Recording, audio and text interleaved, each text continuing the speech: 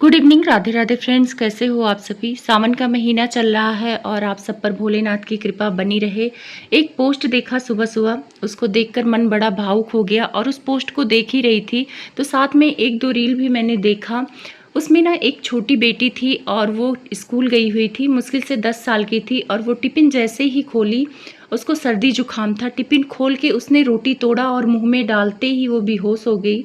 उसके बाद पता चला कि उसे हार्ट अटैक आया है और उसके परिवार पे दुखों का पहाड़ टूट पड़ा। वो रील जब भी मैं देखती हूँ इतना रोना आता है प्यारी सी बच्ची को देखकर। वैसे ही वाईटी पे पोस्ट देखा कन्यादान वाली ननद का पोस्ट, जिन्होंने साफ शब्दों में बताया कि जो उनकी भगनी थी, यानी भगनी मतलब होता है भांजी, यानी ननद की बेटी। तो ये इनकी जो कन्यादान वाली बहन है उनकी ननद के ननद की बेटी थी शायद वो, और वो 7 दिन आईसीयू में भर्ती थी और अब वो इस दुनिया में नहीं रही।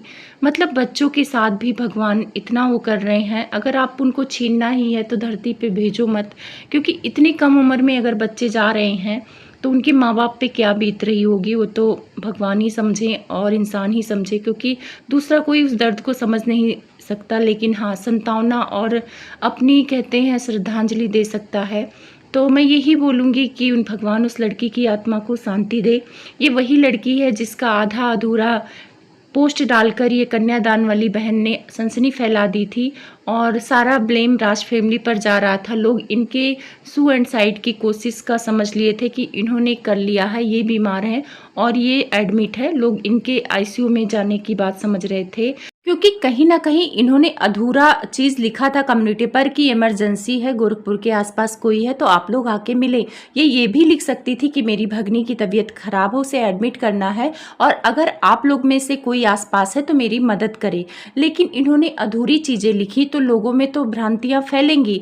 और एक दिन पहले ही जो इनकी पीआर टीम है सपोर्ट कर रही थी, इनकी सुसाइड की थंबनेल बनाती है और बोलती है कि इतना भी प्रेशर मत डालो कि वो कुछ गलत कदम उठा ले। अगर देखा जाए तो सामने वाला उकसा रहा था इनको। इसमें मानती हूँ कि राज फैमिली की होती बदनामी, लोग यही बोलते हैं कि उनकी वजह से ये हुआ, क्योंकि कंट्रोवर्सी हुआ ये सारी चीज़ें और उनके बर्थडे वाले दिन ही ये आधी अधूरी कम्युनिटी लगाई गई। तो कहीं ना कहीं इसमें आपका है दोस्त। ये आके वीडियो बनाती हैं कि लोग मेरे बारे में अफवाह फैला रहे हैं। मैडम, आपके बारे में कोई अफवाह नहीं फैला रहा है। आपका प्लान था, आप इससे डिनाई नहीं कर सकती हैं, क्योंकि आधा अधूरा कम्युनिटी लगाने का मेन मकसद यही था कि सबको लगे कि आप बीमार हो गई हैं।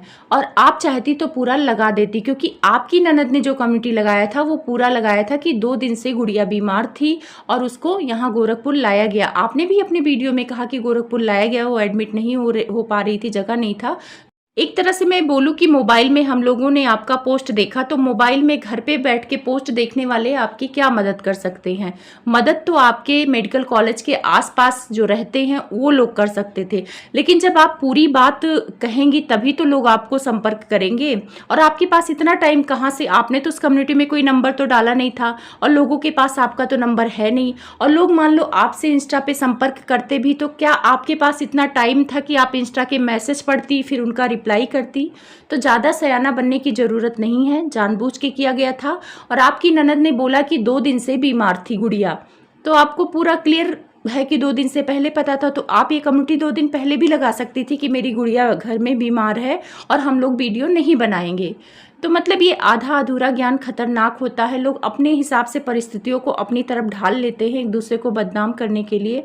कन्यादान वाली बहन ने जो भी किया है वो अपना किया है, लेकिन उस गुड़िया के लिए बड़ा दुख हो रहा है। उसके माँ बाप को भगवान शक्ति दे इस दुख से उभरने के लिए और उसकी आत्मा को शांति दे। ओम शांति।